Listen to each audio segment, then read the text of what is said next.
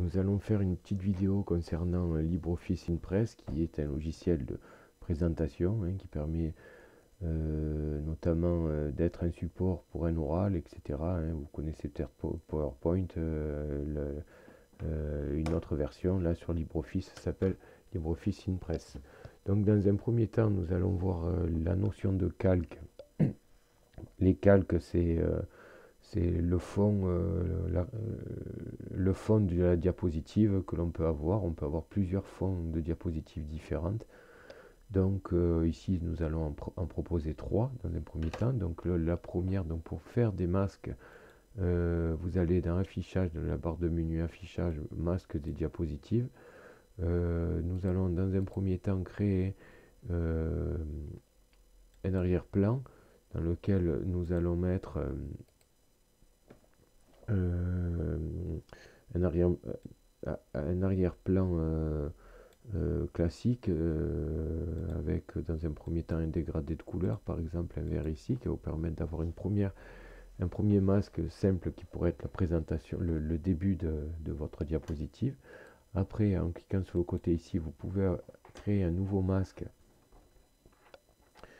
qui, dans cette fois-ci, nous allons lui insérer une image de fond, comme par exemple le plan de masse de votre projet.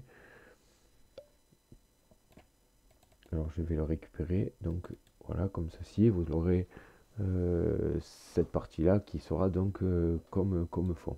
Et on va en faire un troisième masque dans lequel on va juste le faire apparaître en icône. Donc ici vous allez insérer une image et on va reprendre la même image, mais cette fois-ci on va pas la mettre en arrière-plan, mais plutôt en petite icône ici. Ça va nous servir pour revenir au sommaire quand le sommaire sera fait. Voilà pour la notion de masque. Après, donc une fois que les masques sont faits, on se remet en affichage normal. Et après, donc, on fait un contenu, remplit le contenu du document. Voilà, comme ceci. On peut aussi, pardon, avant, quand on est sous le mode ici, proposer de remplir des dates, etc. Un nom, etc. C'est-à-dire ce genre de truc que vous avez en bas que je suis en train de remplir. Si vous utilisez plusieurs fois le même masque pour plusieurs diapositives, vous aurez déjà au moins ce contenu de rempli. Donc par exemple, vous pourrez mettre ici votre nom et votre prénom, etc., etc. Donc après, quand on revient en affichage normal, vous voyez donc ce que l'on vient d'écrire apparaît bien en bas. Donc après, pour le contenu, on peut aussi l'écrire en mode plan, c'est-à-dire que quand vous voulez passer sur une autre diapositive, alors par exemple si on veut passer sur une diapositive avec un deuxième masque, il faut ici aller en bas dans la barre de menu et choisir celui que l'on veut utiliser. Par exemple, on pourrait prendre celui-ci. Mais là, dans notre projet, on va garder celui-ci. Après, pour la deuxième diapositive, donc vous cliquez ici, vous faites nouvelle diapositive, c'est là où vous allez choisir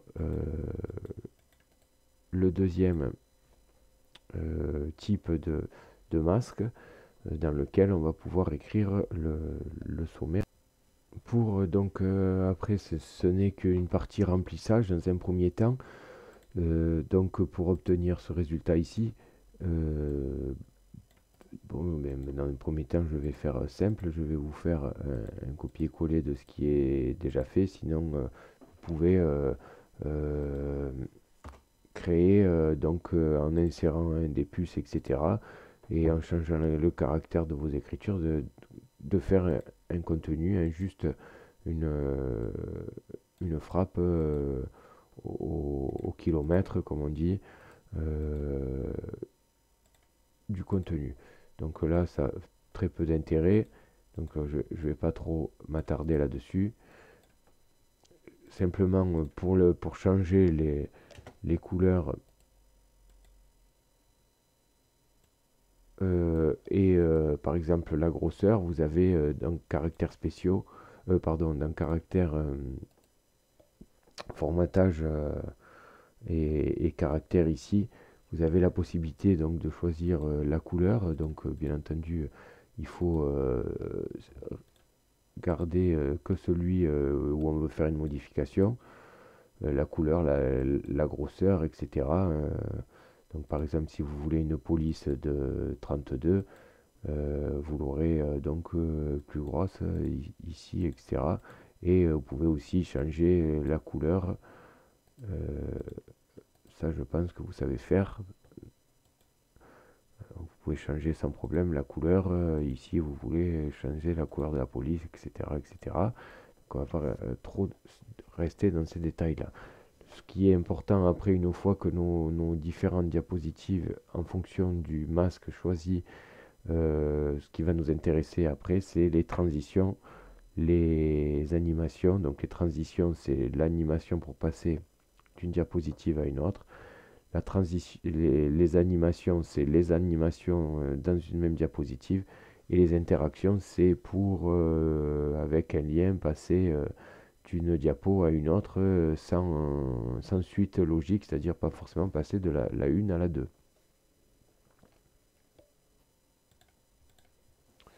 Une fois que notre contenu est fait, donc on a la possibilité maintenant de passer à la partie transition et animation dans un premier temps. Donc euh, pour, euh, pour personnaliser les transitions, vous allez dans affichage transition. Vous allez avoir la possibilité de choisir, si vous le faites au clic, ce que je vous conseille fortement dans un oral, de choisir l'animation, par exemple comme ceci, et à chaque fois vous allez passer d'une transition à une autre, vous allez avoir cette façon de faire qui va apparaître. Et après vous pouvez considérer que soit vous l'appliquez que sur la diapo que vous êtes en train de travailler. Donc si là je suis sur la 2, ça permettra de faire une transition entre la 2 et la 3. Mais si j'appuie ici sur le bouton appliquer la transition à toutes les diapositives, on aura la même transition euh, à chaque passage d'une diapo à une autre. Après, en ce qui concerne les animations personnalisées, donc je vous ai dit tout à l'heure, les animations, c'est pour passer d'une diapo à une autre. Donc ici, vous avez tout ce que j'avais fait au préalable. Alors je vous montre juste le fonctionnement de une. Alors qu'est-ce qu'il faut faire pour faire une... donc il faut sélectionner un objet. Donc là vous voyez, elles sont déjà faites. Donc après, une fois que vous cliquez sur l'objet, vous choisissez ici si c'est à l'entrée, etc. Et une fois que ceci est fait, vous choisissez l'effet. Donc je vais en refaire un autre. Par exemple, je vais tout effacer. Voilà. Et je vais vous remontrer comment on en fait une. Par exemple, celle-ci, je veux montrer la faire arriver dans un premier temps, donc je fais plus. Euh, à l'arrivée, je la fais par exemple aller comme ceci. Si je veux aussi, je peux choisir le sens euh, de l'arrivée ou en boîte, comme ça peut être pas mal. Pour la flèche, pareil, je vais lui faire une arrivée sous une forme comme ceci.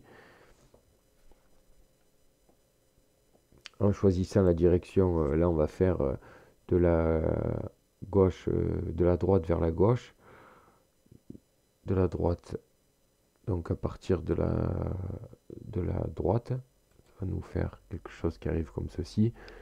En troisième, on va faire arriver ceci, voilà. Donc si vous faites l'animation en entier, hein, là je ne l'ai fait que pour ça, mais il faudrait le faire après pour le massif piscine et le massif parking. Du coup, ça vous donnerait déjà dans un premier temps, bon ça c'est ce que j'avais déjà fait au préalable, ça vous donnerait pour celles qu'on vient de faire. Là, du coup, elles ne sont pas faites pour les deux autres. Vous voyez, donc il va apparaître dans un premier temps l'emplacement, la flèche et après le massif de l'entrée.